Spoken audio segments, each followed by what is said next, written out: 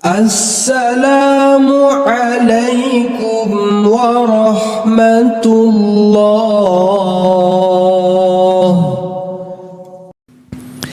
السلام عليكم ورحمة الله وبركاته.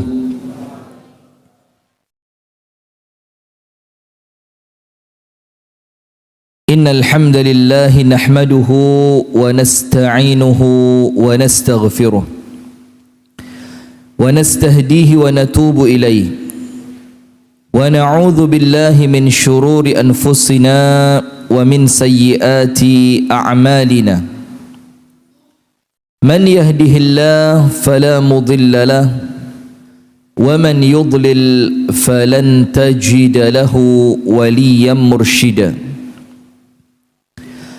أشهد أن لا إله إلا الله وحده لا شريك له وأشهد أن محمدا عبده ورسوله صلى الله عليه وعلى آله وأصحابه ومن والاه. أعوذ بالله من الشيطان الرجيم. يا أيها الذين آمنوا اتقوا الله حق تقاته ولا تموتن إلا وأنتم مسلمون. اللهم أنت ربي لا إله إلا أنت خلقتني وأنا عبدك وأنا على عهدك ووعدك ما استطعت. أعوذ بك من شر ما صنعت. أبوء لك بنعمتك علي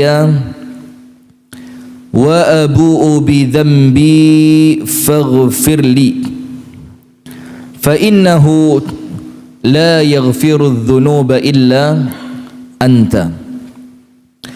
أصبحنا على فطرة الإسلام وعلى كلمة الإخلاص وعلى دين نبينا محمد صلى الله عليه وسلم وعلى ملة أبينا إبراهيم حنيفا مسلما وما كان من المشركين. أما بعد. Ustaz Ganang, Assalamualaikum. اللهم ما أصبح بي من نعمة أو بأحد من خلقك فمنك وحدك لا شريك لك فلك الحمد ولك الشكر.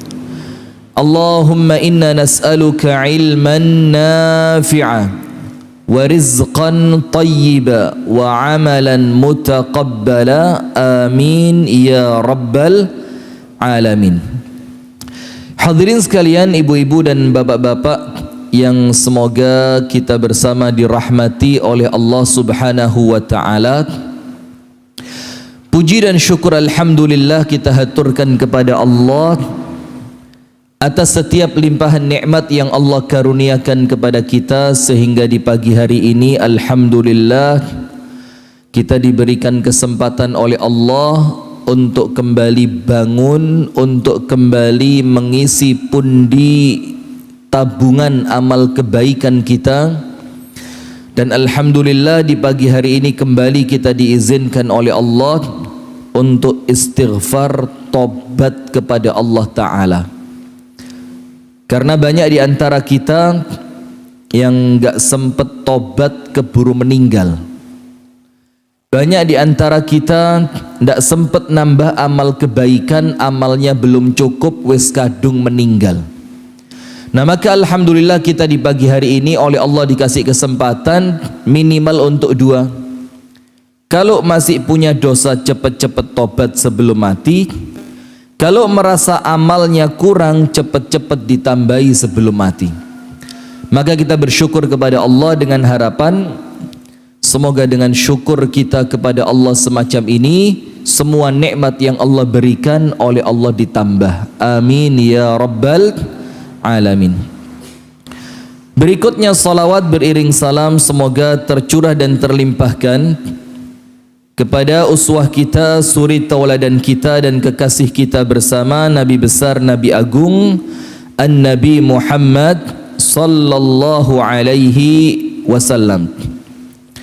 beserta seluruh keluarganya, beserta seluruh istrinya, beserta seluruh sahabatnya, dan seluruh di antara umat dan pengikutnya yang senantiasa setia menjalankan sunnah, menjalankan tuntunan dan menjalankan ajarannya ila yaumil qiyamah.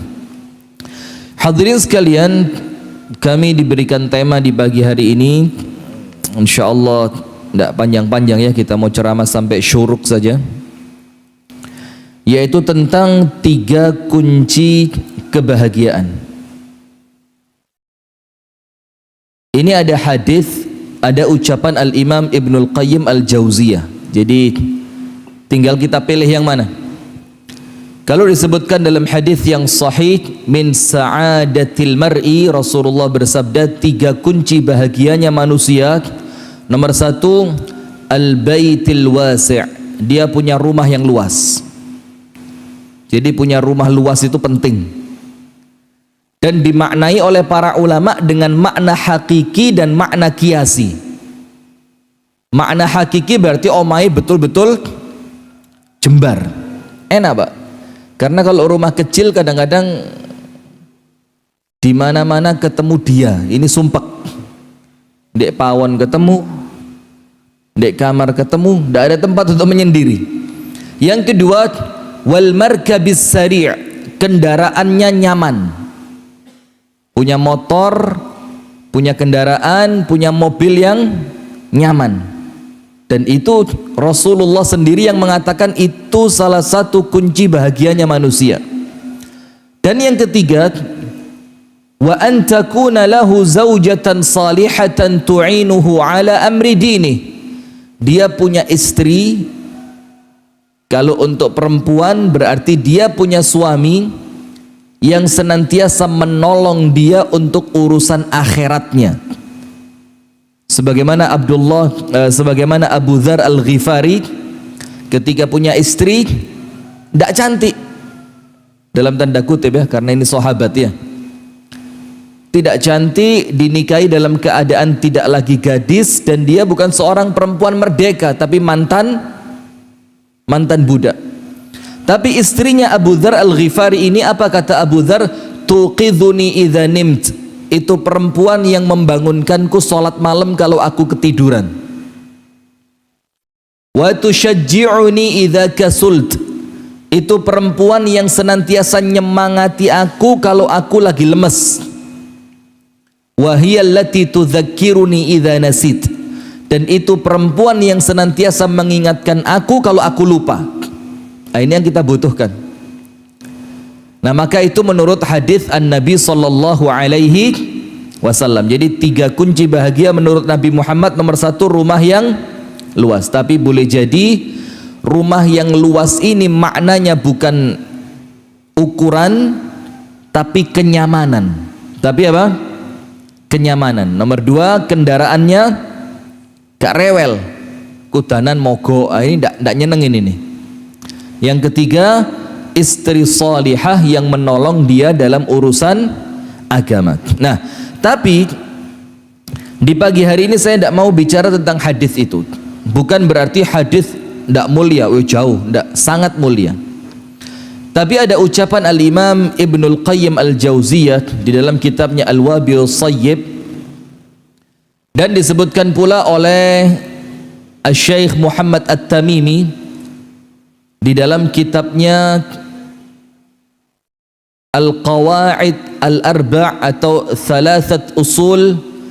Itu beliau bilang dari ucapan Al-Imam Ibnul Qayyim Al-Jauziyah, min sa'adatil mar'i thalatha, di antara kunci bahagianya manusia itu ada 3.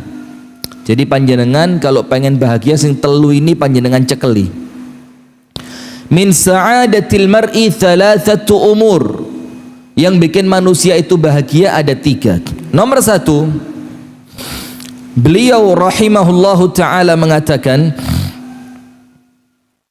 idza un'ima alaihi syakar, yaitu orang yang setiap dapat nikmat dia bersyukur.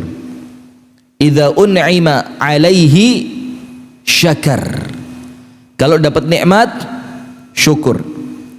Yang kedua, wa idza btuliya sabar. Kalau diuji, dikasih musibah, orangnya kuat sabar. Yang ketiga, wa idza aznab, kalau dia berdosa, yo jenenge menungso ya.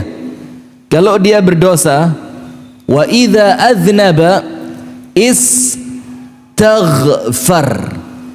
dia istighfar kepada Allah, dia minta ampun kepada Allah. Nah, tiga ini yang mau kita bahas di pagi hari ini. Kalau dapat nikmat, syukur. Kalau dapat musibah, sabar. Kalau dia melakukan dosa, cepat-cepat istighfar. Nah, sebelum kita mulai saya tak minum dulu. Ndak tahu sesuai request apa ndak ini. Jangan keras-keras ketawanya, konangan. Bismillah. Nah, hadirin sekalian begini. Semua orang kalau hidup di dunia ini mau ditanya mau cari apa sih? Semuanya cari bahagia. Cuma terkadang cara untuk dia bahagia itu yang bikin dia malah sengsara. Jadi semua orang mulai ketar-ketir ya, mau saya minum takut ya. Bismillah. Nampaknya sesuai, cuma kurang kental didik.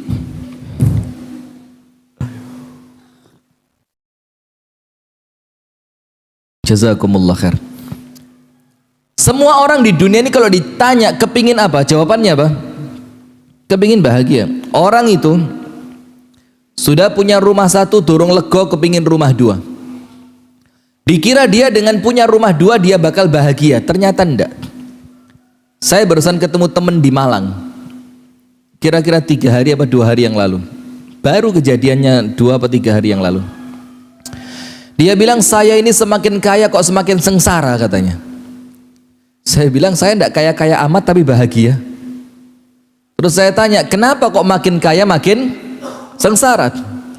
Dia itu tinggal di komplek perumahan, dia punya rumah satu di situ dan punya 2 tanah kosong di tempat itu. Antum tahu enggak, tanah kosongnya yang 2 ini mesti jadi gegerane Pak RT.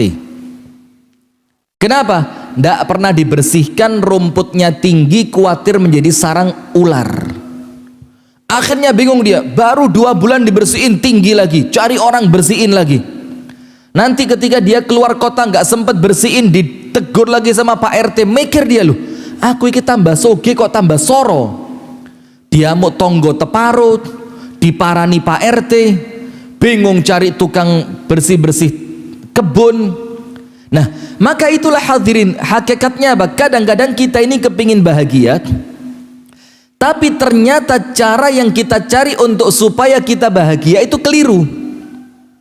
Akhirnya apa? Semakin kepingin bahagia ternyata semakin sengsara.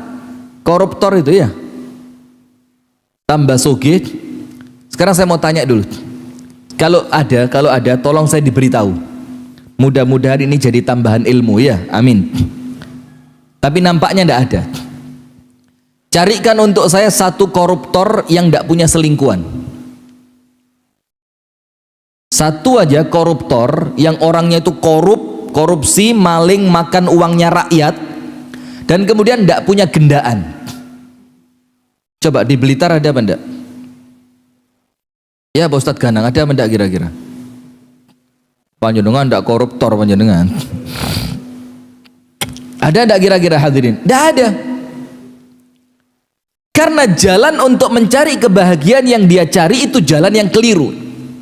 Nah, sementara sekarang lihat, Allah Subhanahu wa taala menjelaskan kepada kita dalam surat Thaha ayat 123. Ini kunci, sudah kunci. Nanti saya sebutkan beberapa ayat yang kemudian dari beberapa ayat ini panjenengan bisa kembangkan sendiri. Wes, silahkan dikembangkan sesuka panjenengan, karena insya Allah penafsiran panjenengan tidak akan jauh dari penafsirannya para ulama.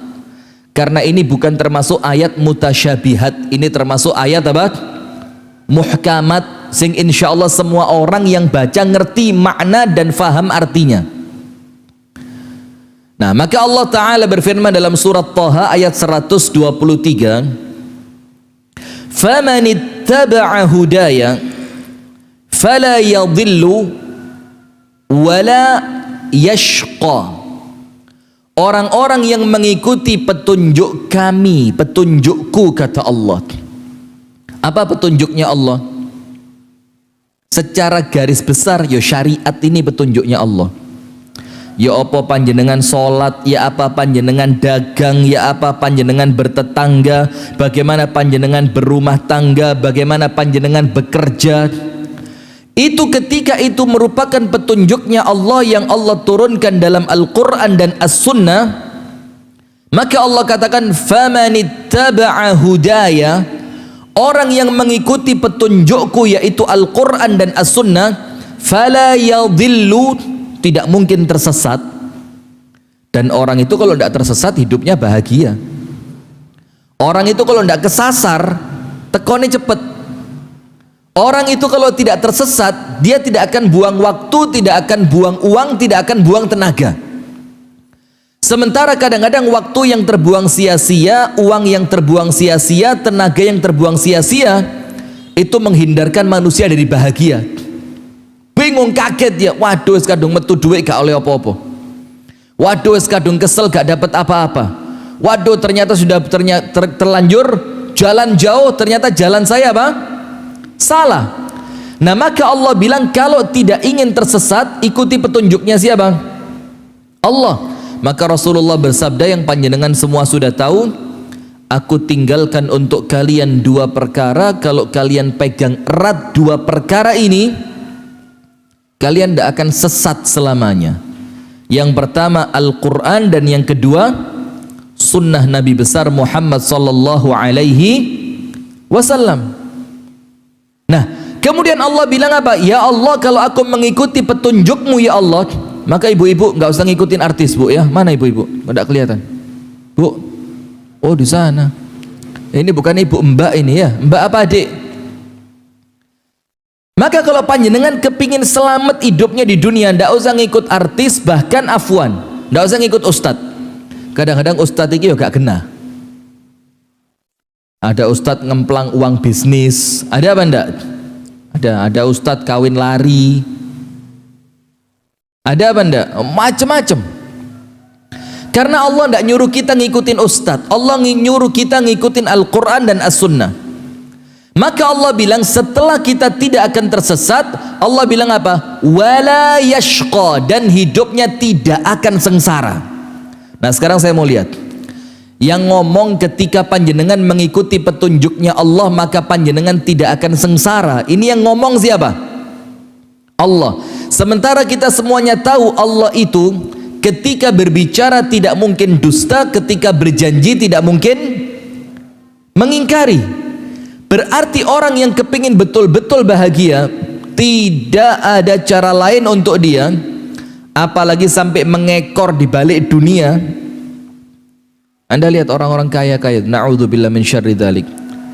Saya mau tak cerita nih.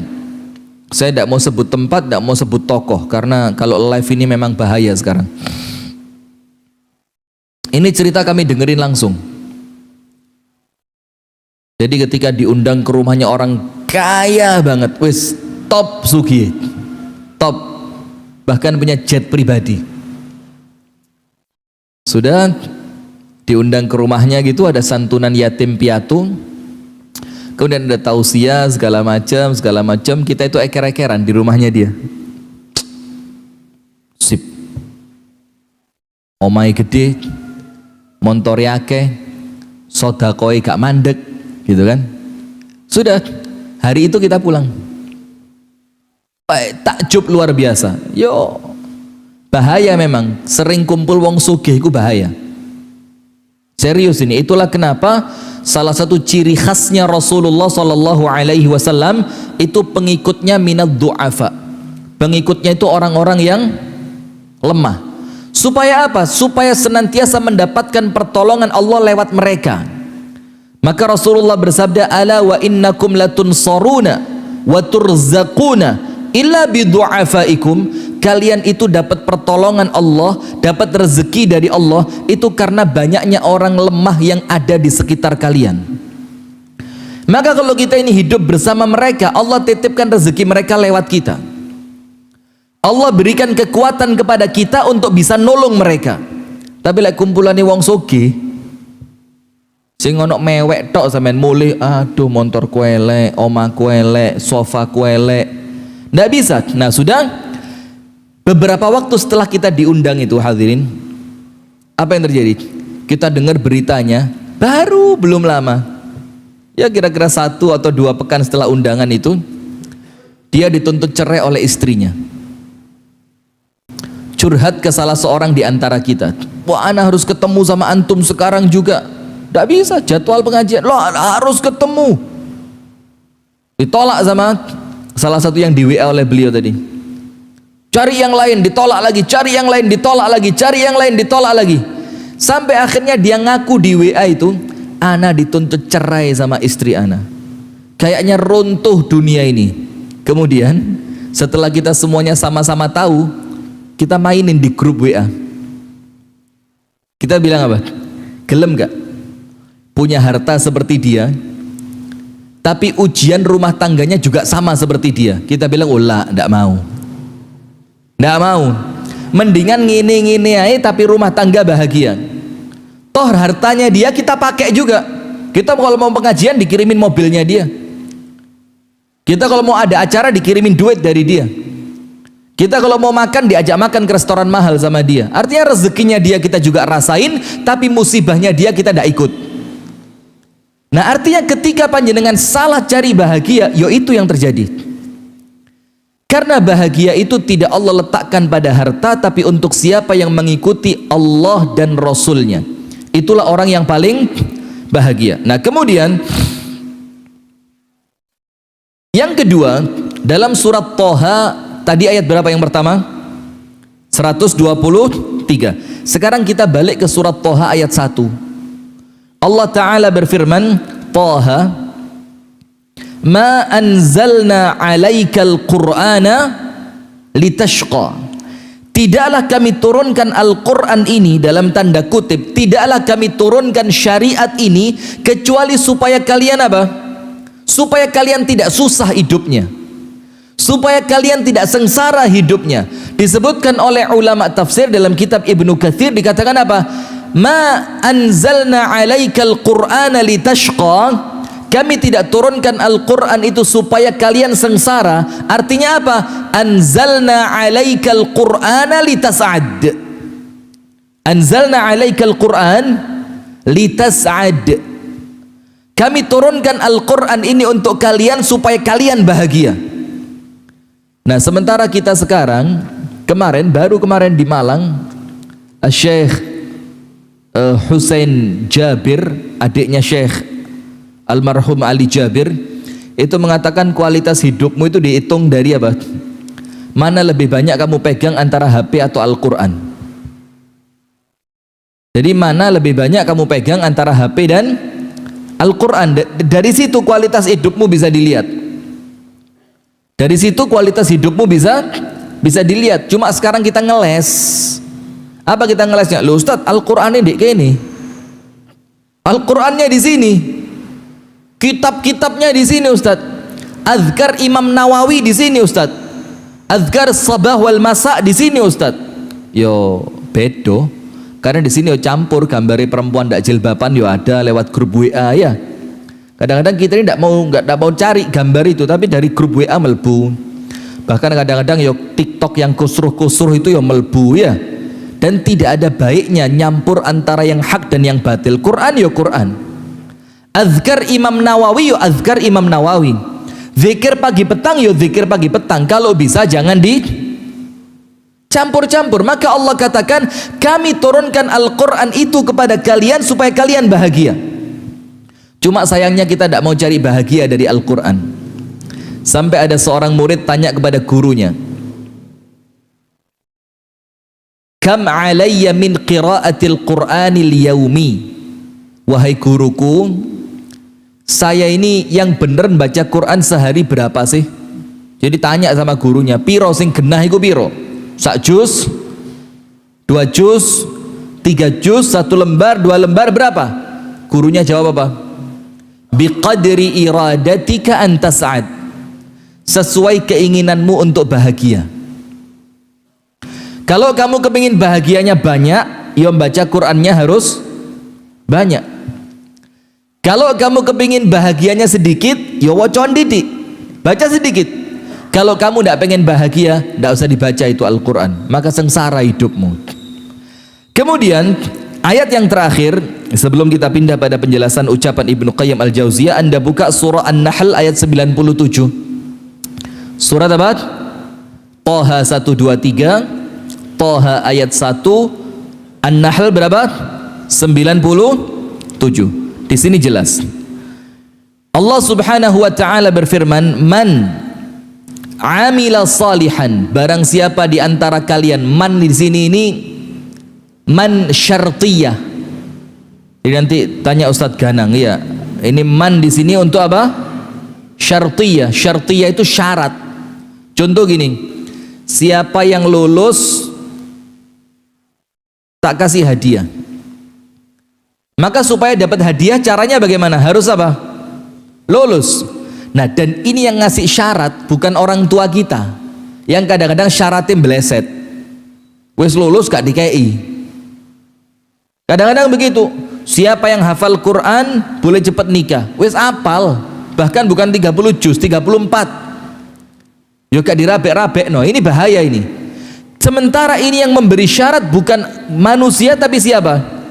Allah. Berarti kalau Allah yang kasih syarat, Allah adalah zat yang paling taat perjanjian. Kan begitu?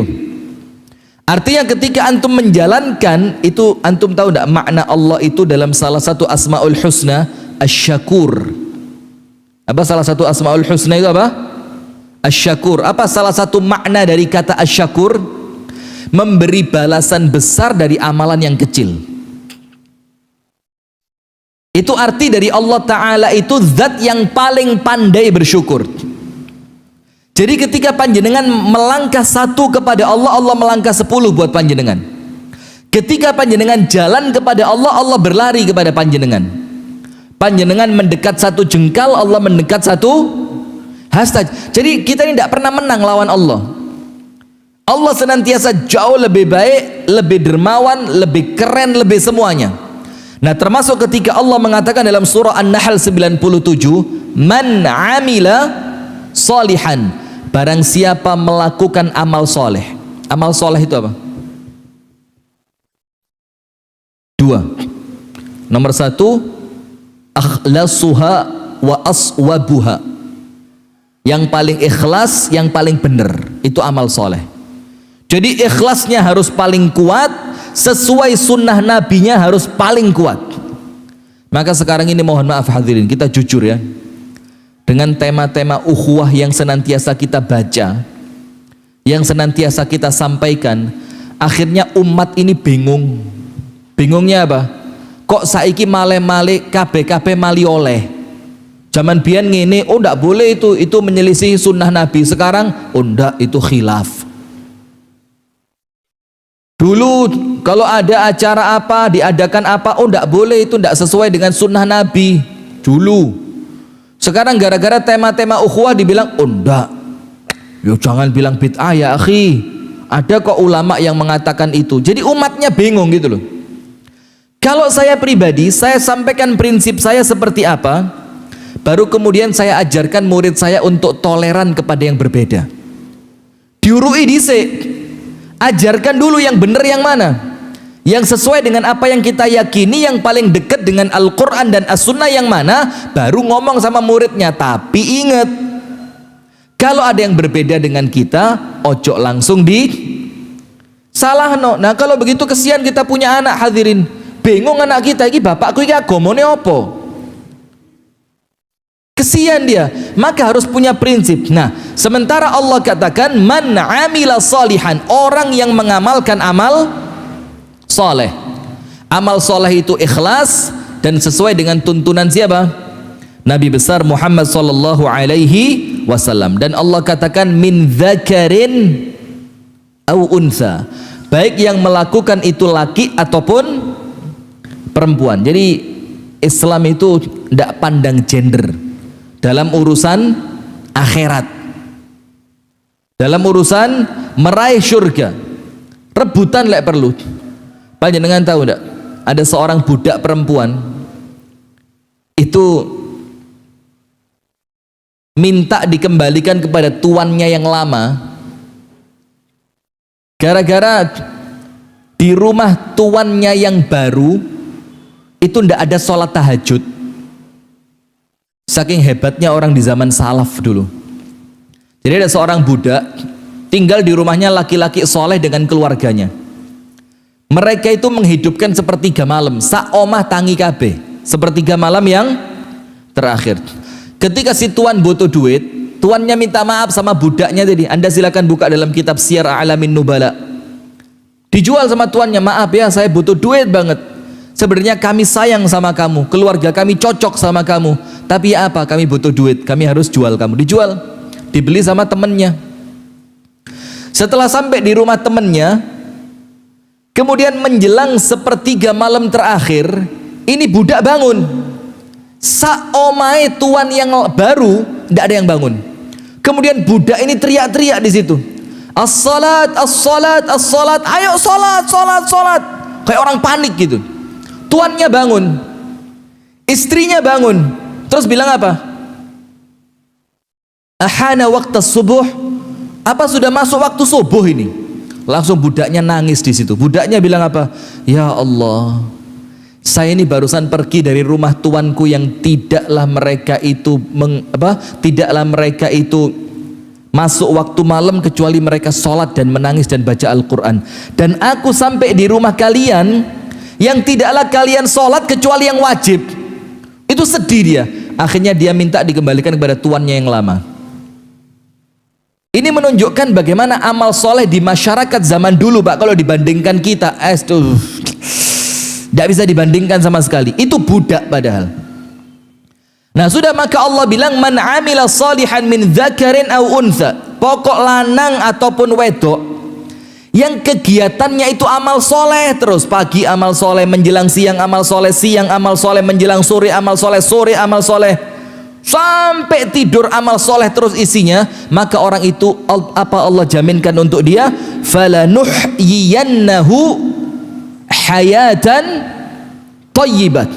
Pasti kata Allah, fala, la di depannya lam litaukid.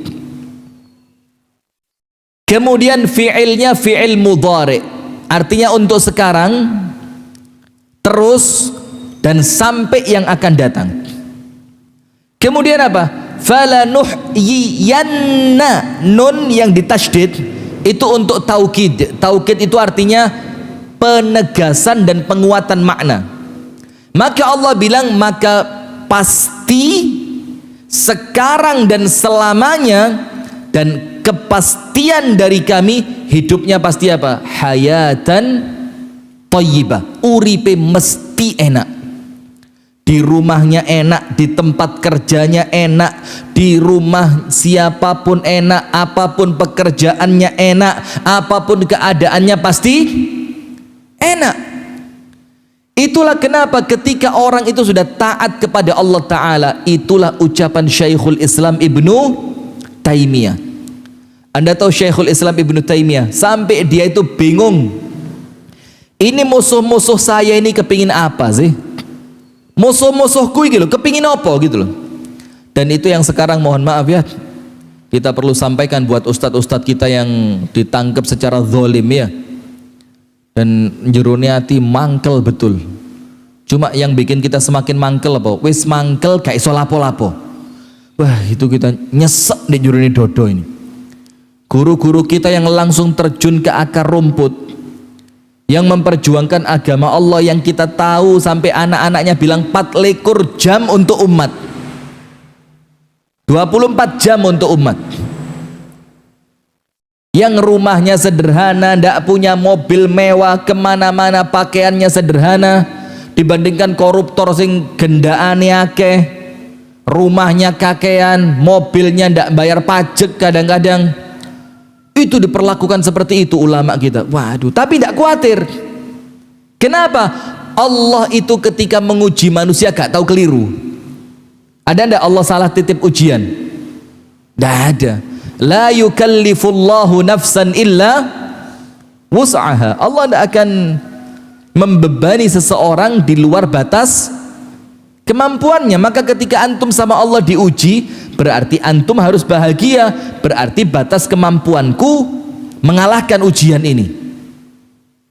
Begitu. Nah, maka Syekhul Islam Ibnu Taimiyah, karena kita yakin wala nuzakki 'ala Allahi ahada, tanpa kita menganggap suci seorang pun di hadapan Allah, tapi apa?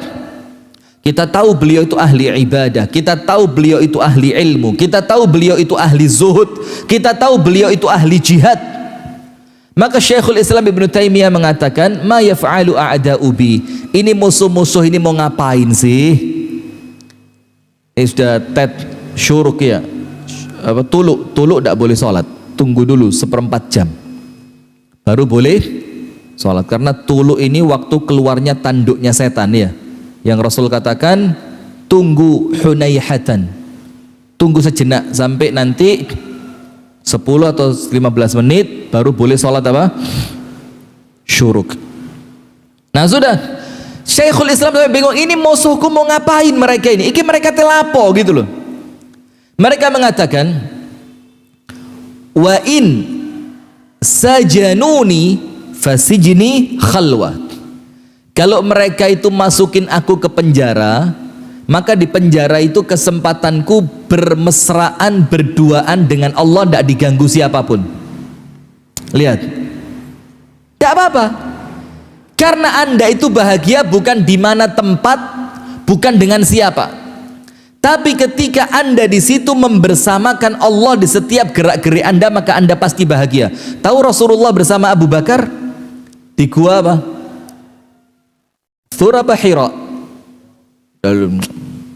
Di gua Thur. Ketika dikejar-kejar oleh orang-orang kafir Quraisy. Gua Hira itu yang turunnya wahyu itu ya. Kalau gua Thur yang Rasulullah sembunyi ketika mau hijrah ke Madinah. Rasulullah tidak panik hadirin, yang panik Abu Bakar. Maka Rasulullah tanya sama Abu Bakar, ya Abu Bakrin, wahai Abu Bakar, ma dhannuka, apa yang kamu bayangkan, fitnaini, ketika ada dua orang, Allahu thalithuhuma, kemudian Allah menjadi yang ketiga di antara dua orang ini. Apa kata Abu Bakar? Yo aman ya Rasul, ya wes, yo itu kita, kata Rasulullah. Kita ini berdua, Allah jadi yang ketiga, maka pasti aman. Maka turunlah ayat Al-Quran, la tahzan innallaha ma'ana, jangan sedih, Allah bersama kami. Maka orang yang senantiasa membersamakan Allah di setiap langkahnya tidak akan pernah sedih.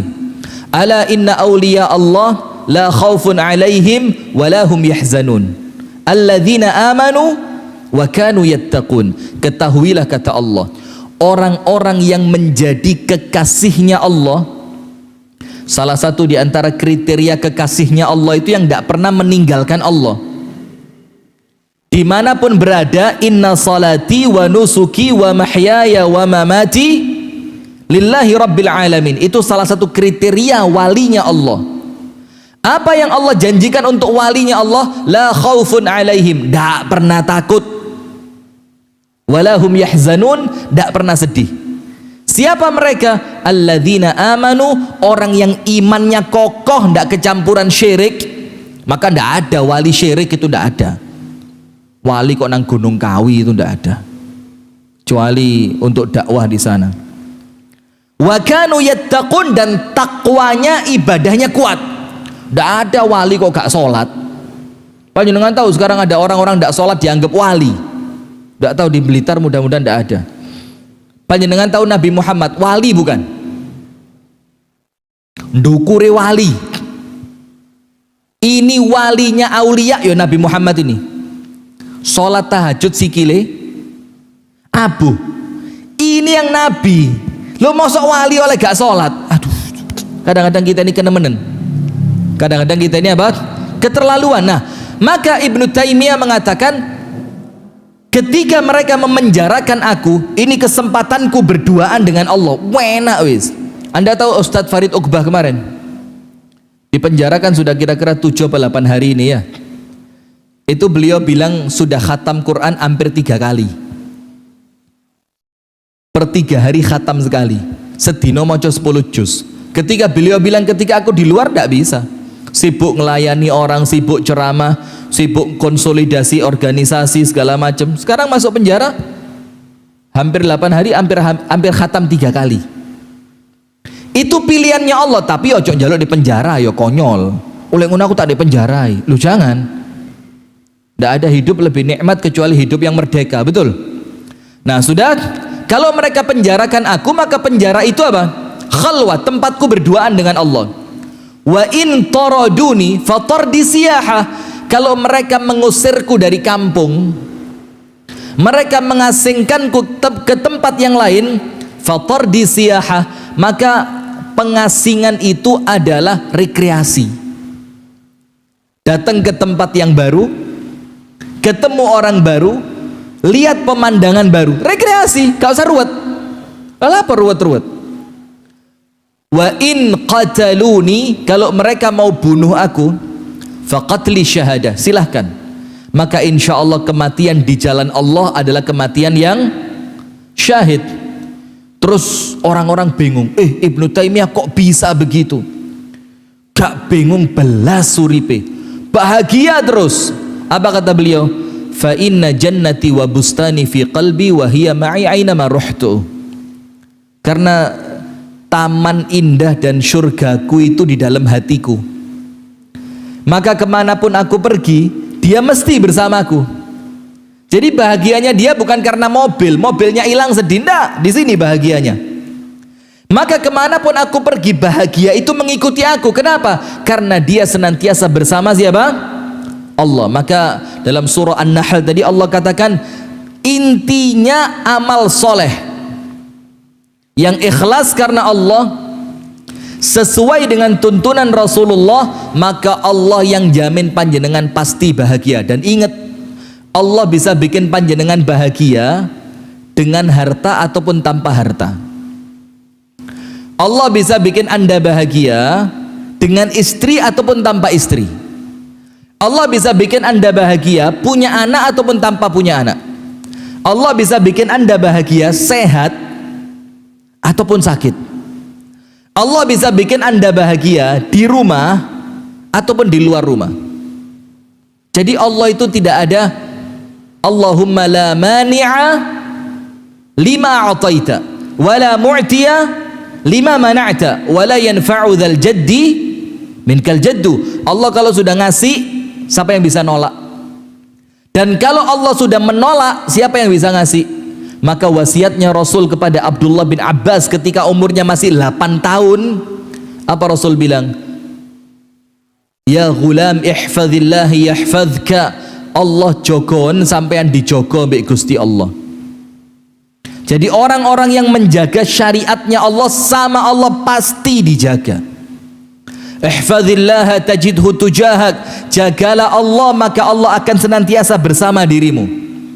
Maksudnya pertolongannya Allah akan senantiasa bersama kita. Wa idza sta'anta wa idza sa'alta fas'alillah, minta apapun mintanya kepada Allah, cedak hina di mata manusia. Wa idza sta'anta fasta'in billah, kalau minta tolongnya sama siapa? Allah. Kemudian Rasul bilang sama Abdullah bin Abbas, innal ummata law ijtama'at ala an yanfa'uka bi syai'in lam yanfa'uka illa bi syai'in qad katabahu Allahu lak. Ingat anak kecil, sak dunia ini kabeh manusia kompak untuk ngasih manfaat buat dirimu, mereka tidak akan bisa kecuali dengan manfaat kebaikan yang telah Allah takdirkan untukmu. Dan sebaliknya, wa in ijtama'at ala ay yadhurruka bi syai'in lam yadhurruka illa bi syai'in qad katabahu Allahu 'alaik. Kalau mereka kompak mau membunuh kamu, sak dunia loh ini, bukan sak Indonesia, sak dunia kompak mau bunuh Anda, mereka tidak akan bisa kecuali atas takdirnya Allah. Rufi'atil aqlam wa jaffatis suhuf. penanya diangkat, kertasnya kering. Itu takdir sudah. Sampai Asy-Syaikh Al-Mutawalli Asy-Sya'rawi mengatakan, ini keren banget. Saya itu walaupun banyak orang tidak suka sama saya, tapi saya tenang katanya. Kata siapa? Syekh Mutawalli Asy-Sya'rawi. Beliau bilang, walaupun yang musuhin saya itu presiden, karena beliau hidup di zaman presiden siapa? Presiden siapa? Jamal Abdul Nasir. Itu yang dibilang zalim luar biasa gitu. Bilang, saya tidak takut. Kenapa? Karena yang mampu mereka lakukan terhadap saya paling banter hanya melaksanakan takdirnya Allah untuk saya. Ya wes, mau ikut yang mereka bisa lakukan. Nah sekarang hadirin, kita lihat sekarang. Berarti kalau anda ingin bahagia, cekelen telu. Nomor satu, idza u'tiya syakar. Kalau dapat pemberiannya Allah, dia pandai apa? Syukur. Maka para ulama mengatakan syukur itu apa sih? Muthbitun ni'am. Syukur itu apa? Muthbitun ni'am. Apa muthbitun ni'am? Menjadikan nikmat itu langgeng, gak pergi dari panjenengan. Itu syukur. Panjenengan tahu dalam hadis yang sahih, suatu hari Rasulullah masuk ke rumahnya Ibunda Aisyah. Ternyata di rumah itu ada potongan roti yang terjatuh di lantai. Oleh Rasulullah Sallallahu Alaihi Wasallam diambil, kemudian dibersihkan, lalu dimakan. Terus Rasul bilang apa? Ya Aisyah, inna ni'am in farrat qalla ma ta'ud. Aisyah, nikmat itu kalau tidak disyukuri, dia bakal pergi, dan kalau dia sudah pergi, dia tidak mungkin kembali. Maka hati-hati. Orang itu kalau kepingin nikmatnya ndak hilang-hilang dari dia, nikmat bahagianya rumah tangga. Sik kroso gak lewes rumah tangga 6 tahun? Sik kroso ndak? Kadang-kadang ndak, hambar sudah. Kenapa? Karena Anda lupa mensyukuri di tahun-tahun pertama. Anda lupa mensyukuri waktu bulan madu. Akhirnya nikmatnya cepat hilang. Nah maka biar nikmatnya kembali bagaimana? Rabio maneh. Syukuri. Betul enggak? Ustadz Kanang, betul Ustadz? Hah? Betul apa enggak kira-kira? Mbak, betul mbak? Ini toy. Nah kenapa nikmat rumah tangga itu hilang? Karena apa? Karena di awal-awal dulu waktu bahagia-bahagianya kita lupa sama Allah. Sementara Allah itu tidak senang dilupain. Betul apa enggak? Kita lupa sama Allah di awal-awal ketika Allah kasih nikmat dulu. Sementara Allah itu cemburu. Loh, ya apa? Yang ngasih nikmat aku, laku aku malah dilupakan sama Allah. Nikmatnya dicabut, cek kembali, ingat kepada Allah. Coba ketika Anda dapat nikmat, Anda tidak lupa sama Allah, terus sama Allah dikasih. Wong tak kasih tidak lupa kok.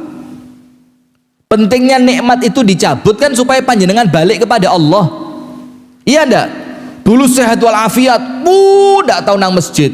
Saya mulai tungketan nang masjid. Ya ndak apa-apa. Kenapa? Sehat Anda dicabut supaya Anda dekat kepada Allah. Tapi kalau Anda bisa dekat kepada Allah tanpa nikmatnya dicabut sama Allah, tidak dicabut. Maka syukuri nikmat itu. Ada cerita begini hadirin, ada cerita yang mungkin kita ini lalai dari nikmat yang kita punya karena kita terlalu sibuk mikir apa yang tidak kita punya. Sampai para ulama bilang apa? Ushkuril mawjud ya'tikal mafqud. Syukuri yang kamu punya, Allah kasih apa yang kamu belum punya. Syukuri dulu yang kamu punya, openono sing wapi. Nanti Allah akan kasih buat Anda apa yang sebelumnya Anda belum punya. Ada seorang laki-laki terputus tangan kanan kirinya karena kecelakaan mulai kecil. Sudah, maka kemanapun dia pergi dia bawa asisten karena anaknya orang kaya, bawa asisten. Ke pesta dia bawa asisten. Suatu hari ketika di acara pesta itu asistennya hilang. Namanya orang di acara pesta ya, cari makan sana cari makan sini, hilang asistennya. Dalam keadaan dia pengen ke toilet, dia mau ngetap, sudah cari tidak ketemu. Cari teman malu. Oh, mosok teman saya ajak ke toilet. Akhirnya dia manggil apa?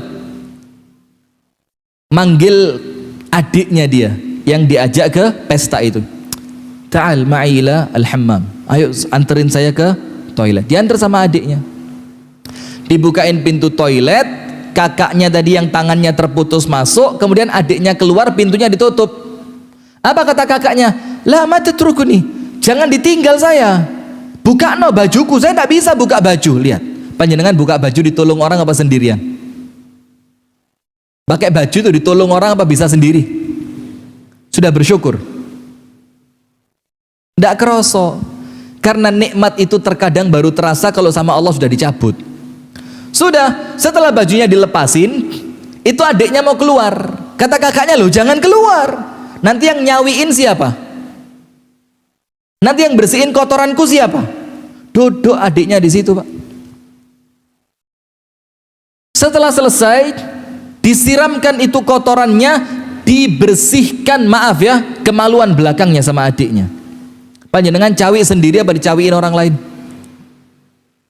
Sudah bersyukur? Hati-hati loh ya, kalau tidak disyukuri bisa jadi sama Allah dicabut loh ini. La in syakartum la azidannakum wa la in kafartum inna azabi lasyadid.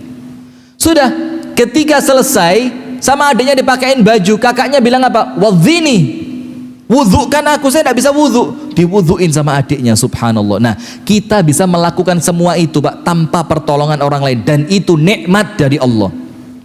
Nah, maka kalau kepingin hidup kita bahagia, dapat nikmat sekecil apapun, syukuri.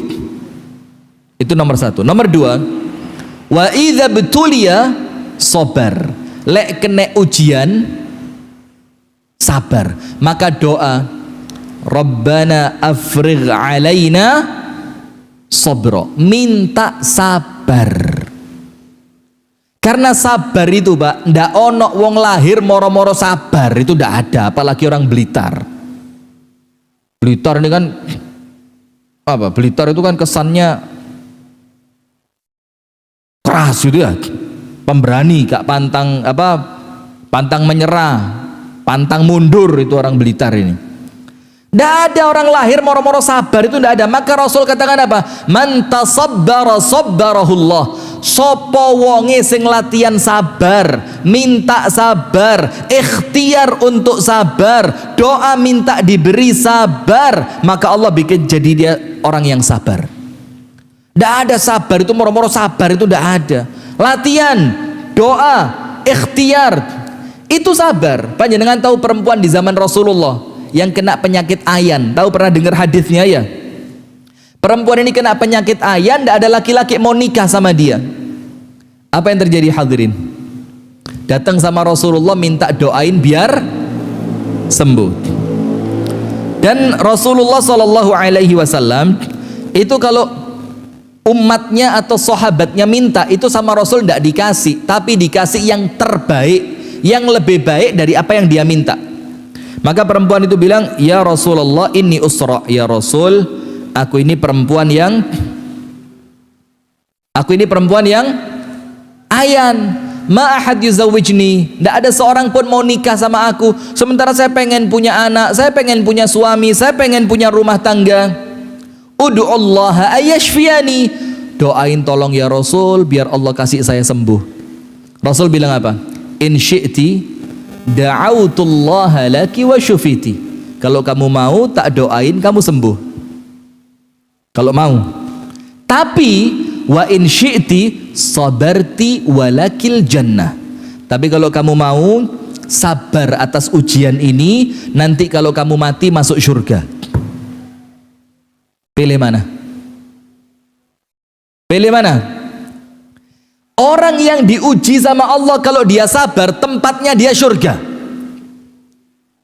Sampai akhirnya perempuan itu bilang apa? Wa ya Rasulullah idzan asbir.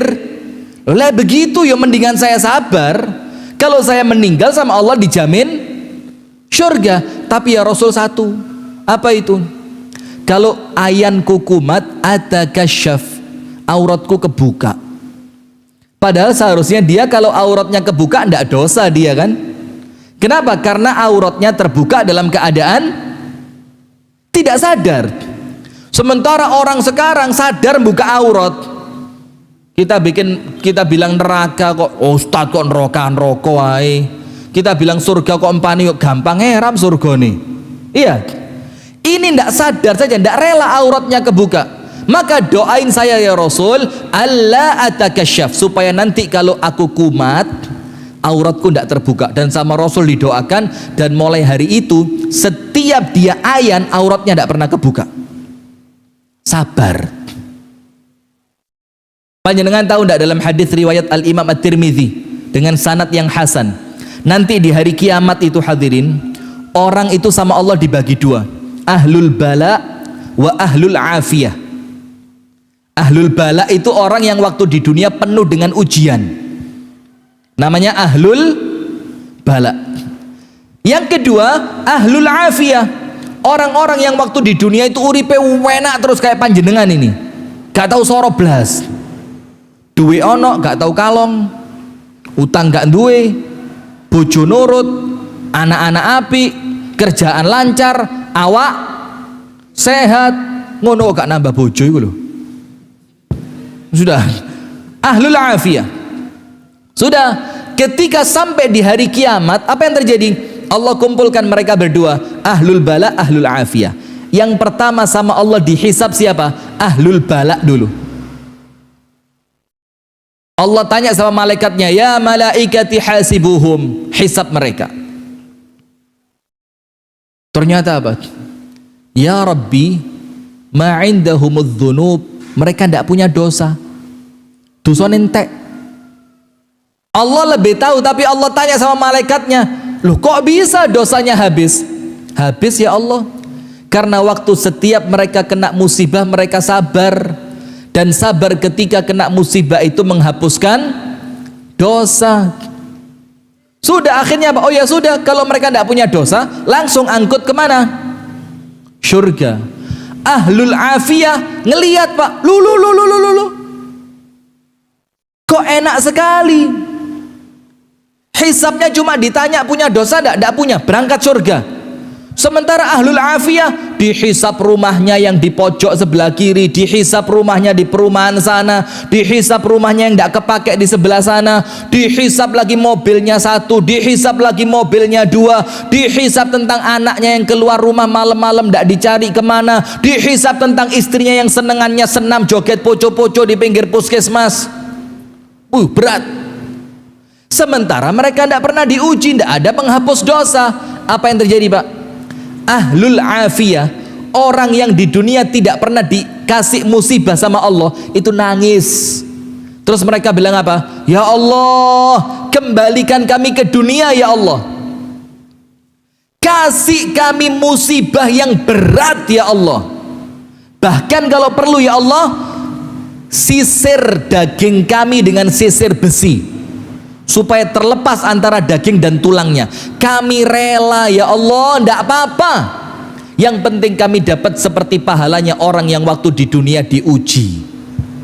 Lihat Pak, jadi ternyata ujian itu hebat, karena nanti di surga ada derajat surga yang tidak bisa dicapai dengan sholat, ada derajat di surga yang tidak bisa dicapai dengan puasa, tapi hanya bisa dicapai dengan apa? Sabar. Innama yuwaffas sabiruna ajrahum bighairi hisab. Hanya orang sabar yang dapat ganjaran surga tanpa hisab. Tanpa hisab. Panjenengan kalau tidak diuji sabarnya kapan?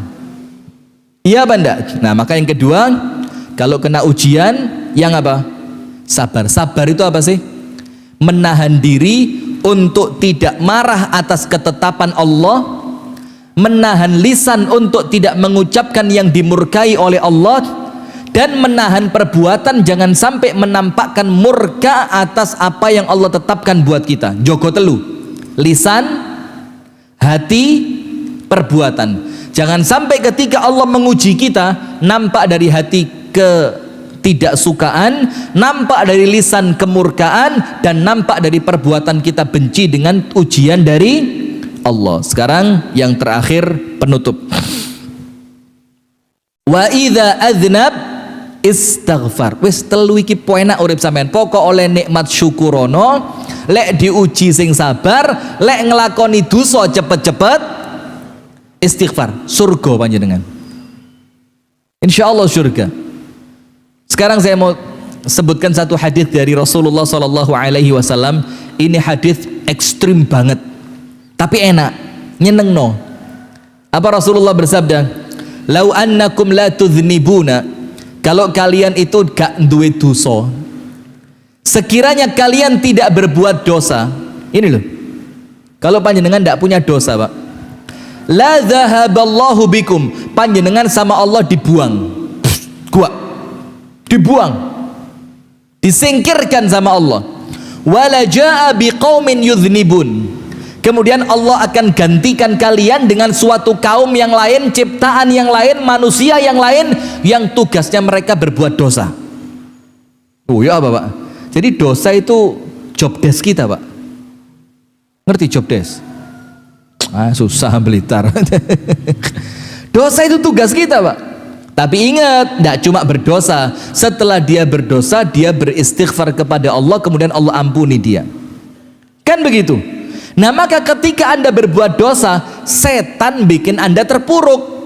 Setan bisi di sini. Alah wong kon koyo ngono kat sapa masjid sini-sini ra usah menisan ae. Apa ra isin nang masjid lek dosamu akeh. Nah, setan begitu.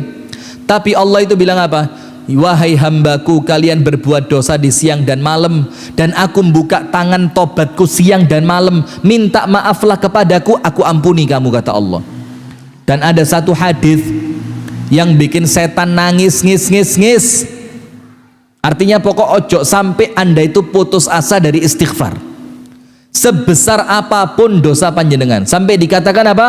La kabirata ma'al istighfar wala saghirata ma'al israr. Tidak ada dosa besar kalau diiringi istighfar, dan tidak ada dosa kecil kalau dilakukan terus-menerus.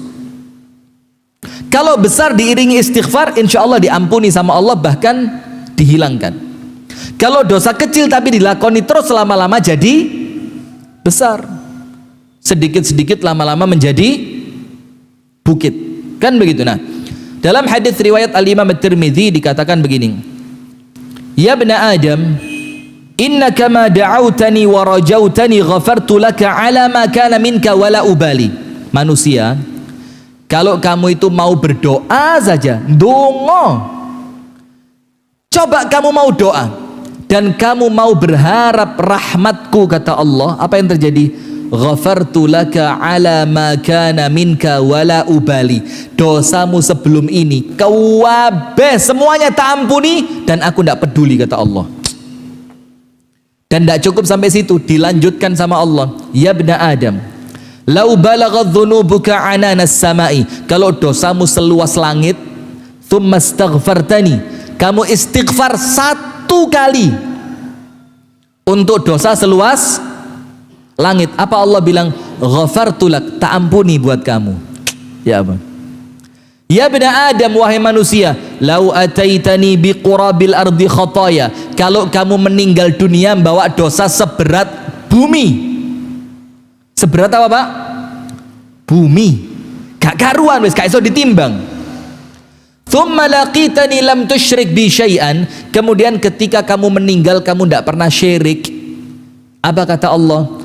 Ataituka biqurabiha maghfiratan. Kalau kamu meninggal seperti itu, dosamu akeh, dosamu banyak, tapi tidak pernah syirik, Allah bilang apa? Aku datang kepadamu membawa seberat bumi sebagai ampunan. Berarti tidak boleh putus asa dari istighfar. Nah, ketika kita lakukan yang tiga ini pak, insya Allah menurut Al-Imam Ibnul Qayyim Al-Jauziyah, kita bakal senantiasa bahagia mulai dunia sampai akhirat. Nomor satu apa?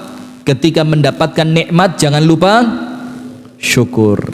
Nomor dua, kalau dapat ujian jangan lupa sabar. Istri-istri nih, ibu-ibu ini, kadang-kadang ibu-ibu itu sabarnya lebih susah dibanding laki-laki. Nomor tiga, kalau merasa diri berbuat dosa, jangan lupa cepat-cepat istighfar. Itu yang dapat kami sampaikan.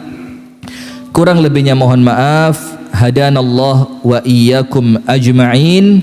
Subhanakallahumma wa bihamdika asyhadu an la ilaha illa anta astaghfiruka wa atubu ilaik. Semoga ada manfaatnya. Assalamualaikum warahmatullahi wabarakatuh.